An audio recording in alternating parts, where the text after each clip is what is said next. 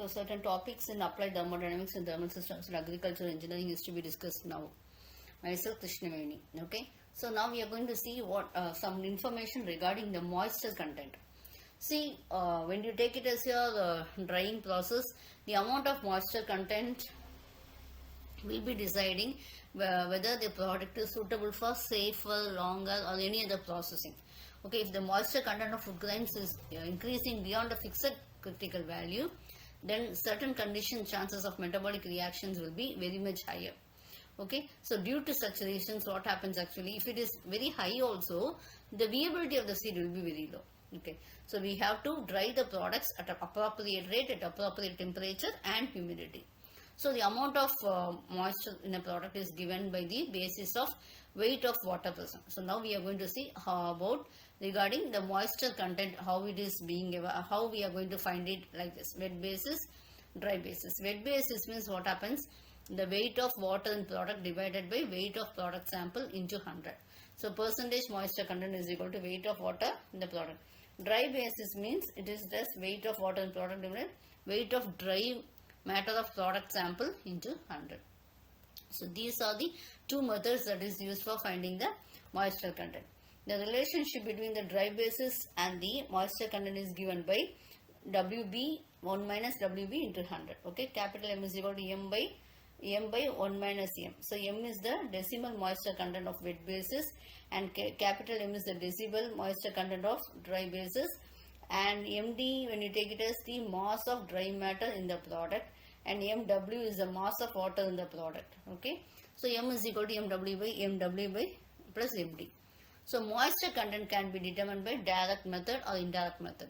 So accuracy, when you take it as your direct methods, it will be very high. So what happened to do is we have to do some research over this, and I have given some examples over this air oven method. What happens is we are going to keep the oven in 130 degrees centigrade and the samples, and we have to keep it for 1 to 2 hours.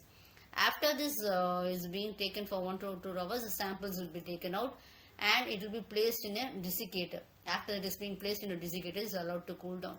Okay, the how much weight of drop of weight is in the grain is being measured. So this is one air oven method. Next one is vacuum oven method. 2 to 3 grams of representative sample of ground materials is placed in vacuum oven.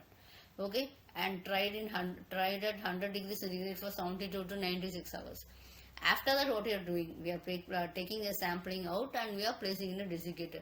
So to what extent it is the drop in weight of grain is being measured. Okay, so this moisture from the sample is evaporated and collected and condensed in the graduated cylinder.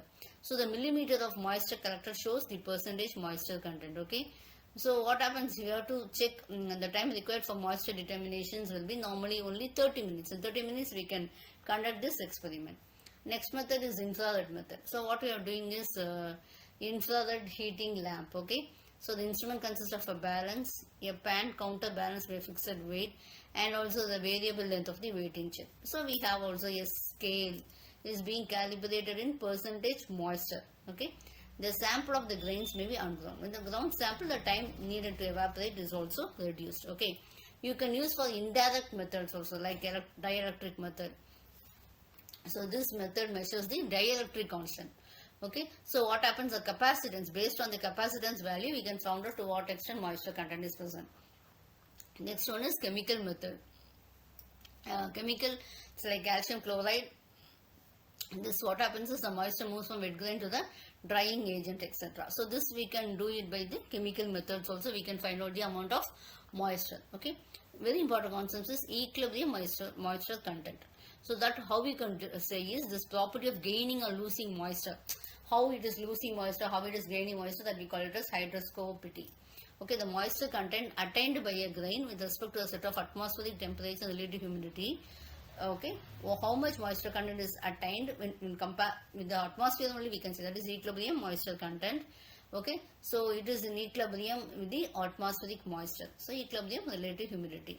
What affects the EMC is the grain variety, the grain maturity, the relative humidity, and EMC or MMC determination method. Thank you for listening for this topic.